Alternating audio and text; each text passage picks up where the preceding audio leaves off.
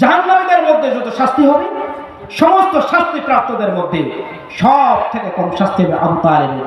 কম শাস্তির নমুনাটা কি? জাহান্নামের দুটি জোতা পরিয়ে দেওয়া হবে।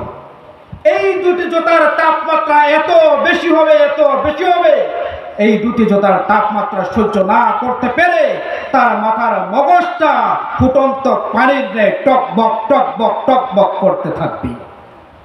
প্রিয় উপস্থিতি, এই হাদিস দ্বারা আপনারা কি বুঝতে পারলেন? জাহান্নামের শাস্তি যদি সর্বনিম্ন এটা হয়, তাহলে বেশি শাস্তির রূপরেখাটা কিরূপ হবে এটা আপনারাই চিন্তা করে দেখুন একবার। এই জন্য এই ভয়ঙ্কর জাহান্নাম থেকে বাঁচতে হলে আমাদেরকে এক নম্বরে গুনাহ পরিত্যাগ করতে হবে, গুনাহ মুক্ত জীবন যাপন করতে হবে। আজকে আমরা এমন সব গুনাহ করতেছি যেগুলোকে আমরা গুনাহ মনে করি না, সচরাচর করেই যাচ্ছি। এগুলো মারাত্মক গুনাহ। গীবত, শিকায়াত, পরনিন্দা, এগুলো মারাত্মক গুনাহ। এই সমস্ত গুনাহ থেকে আমাদেরকে বিরত থাকতে হবে। এগুলো এমন এক জঘন্যতম গুনাহ, আপনি যারা গীবত করেছেন তার কাছে হাত ধরে মাফ না হওয়া পর্যন্ত আল্লাহ এই গীবতের গুনাহ মাফ করবেন না। আপনি নামাজ পড়েন নাই, হজ করেন নাই, আপনি যদি আল্লাহর কাছে কান্নাকাটি করে ক্ষমা চান, আল্লাহ মাফ করে দিবেন। কিন্তু মানুষের গীবত করেছেন, মানুষের হক মেরে খেয়েছেন, আল্লাহর কাছে যদি ক্ষমা চান, আল্লাহ ক্ষমা করবেন না।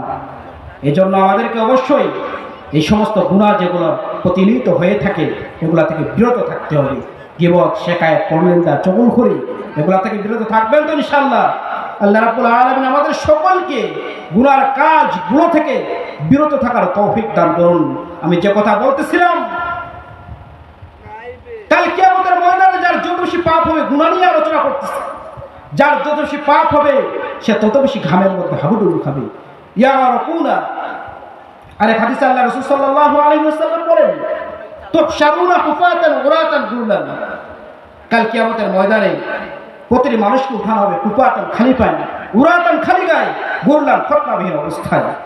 এ কথা শুনে আম্মা জান আয়েশা রাদিয়াল্লাহু তাআলা আনহা রাসূল পাক সাল্লাল্লাহু আলাইহি ওয়াসাল্লামকে জিজ্ঞাসা করলেন, ইয়া রাসূলুল্লাহ, আর রিজালু ওয়ান নিসাউ ইয়ানজুরু বা'দুহুম ইলা বা'দিন, সেদিন পুরুষেরা মহিলাদের দিকে, মহিলারা পুরুষের দিকে একে অপরের দিকে তাকাবে না?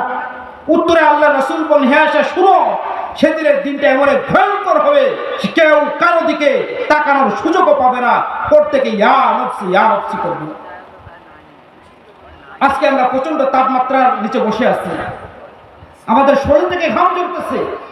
যে একবার কি লক্ষ্য করেছেন এই সূর্যটা আমাদের থেকে প্রায় 15 কোটি কিলোমিটার দূরে রয়েছে, তারপরও আজকে আমরা সূর্যের তাপমাত্রা সহ্য করতে পারতেছি না, শরীর থেকে ঘাম ঝরতেছে। কিন্তু কাল কিয়ামতের ময়দানে এই সূর্যটা আপনার আমার মাথার এক হাত উপরে চলে আসবে, হাত্তা তাতনু শামস, খুবের নিকট চলে আসবে। তখন আপনার আমার অবস্থাটা কি হবে বলেন? কিয়ামতের ময়দানে কোনো ছায়া থাকবে না। 7 শ্রেণীর ব্যক্তি শুধুমাত্র ছায়া পাবে। তার মধ্যে একজন হলো রাজুলুন কলবুহু মুআল্লাকুন ফিল মাসাজিদ। ওই ব্যক্তি আরশের নিচে ছায়া পাবে যার অন্তরটা মসজিদের সাথে লটকানো। সে ফজরের নামাজ পড়েছে, তার অন্তরটা খালি চাইবে কখন জোহরের আজানটা হবে আর আমি কখন মসজিদে যাব। এরকম যদি কারো মন চায়, মন টানে, আল্লাহ রাসূল সাল্লাল্লাহু আলাইহি ওয়াসাল্লাম বলেছেন, এমন ব্যক্তি যদি 5 ওয়াক্ত নামাজি হয় তাহলে সে আরশের নিচে কি পাবে? জায়গা পাবে।